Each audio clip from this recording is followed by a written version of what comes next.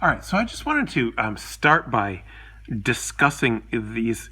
I was sort of intrigued by, if you compare, like look at this, which is the graph of the motion of the object. Now, we could consider this to be the x-axis and the object has an x velocity, or we could consider the object as just going straight up and straight down, and this is the time axis, right? Either way, typically we're going to consider this to be the time axis down here, okay? So this is what the object is doing. But look at how I drew the velocity graph. It's so different from the position graph. I thought I'd talk about that a little bit because we're going to talk a lot about how the graph of a function and its derivative are related. So I just thought here's be an interesting opportunity to sort of preview that a little bit.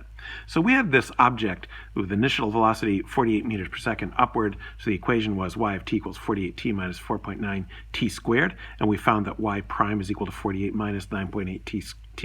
We found that the object reaches its maximum height at 4.9 seconds. So by the way, that means the object is going to be in the air for double that, right? Because it's going to take 4.9 seconds to reach its maximum height and then 4.9 seconds to get back down. 4.9 seconds either way. So the time that the object is in the air is 0 to 9.8. So we could say that the domain of the time variable is 0 to 9.8 seconds, all right? So here's the two functions. Here's y1 is the position function. y2 is the velocity function. All right. Now, so for a window, I set my x's from 0 to 9.8 based on the domain of the time. And then I use the 117.5 to say, all right, that's your maximum height. So let's go from negative 150 to 150 on the y-axis, okay? And then yeah, I set the scale to be 25. So let's look at a graph. So here's the trajectory of the object, and here comes the velocity curve. All right, see what the velocity is doing? All right, now, so what's going on? When the object is going up, the velocity is positive but decreasing. And when the object is coming down, the velocity is negative and increasing because the object is falling, so it's going faster and faster and faster, right? So this is how the velocity curve, even though it's a line, we call it a curve, is related to the position curve. So the position is going up fast, slower and slower and slower, stops, and then falls back down faster and faster and faster. So the velocity starts high. That's our 48 right there, 48 meters per second, our initial velocity. But because the object is fighting gravity going up, the velocity is decreasing, decreasing, decreasing, but still positive because it's still going up.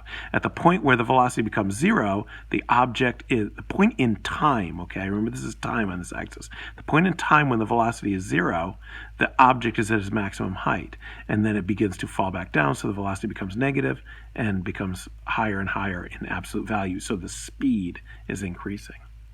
That's how the position graph is related to the velocity graph. We're going to talk a lot more on Thursday about how the graphs are related. Today we're primarily interested in these position problems, position, velocity, and acceleration. So here's a kind of typical problem that AP exam likes to give you.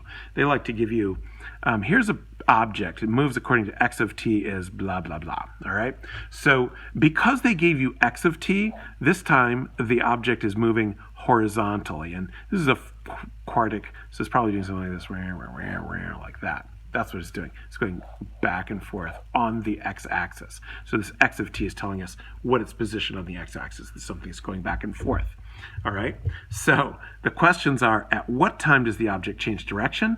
And at t equals 4, in what direction is the object moving? Often they will ask you specifically, is it moving to the left or to the right? Or not moving at all. All right? These are the typical kind of questions. You actually have all the equipment you need to answer this question now. So if you want, you may pause the video and answer this question now, and then when you come back, we'll do the analysis and see what the answer is. In fact, you know what? I think I'll pause the video, and you can come back at the second video. Well, what are we up to? The 8th or something? I don't even know.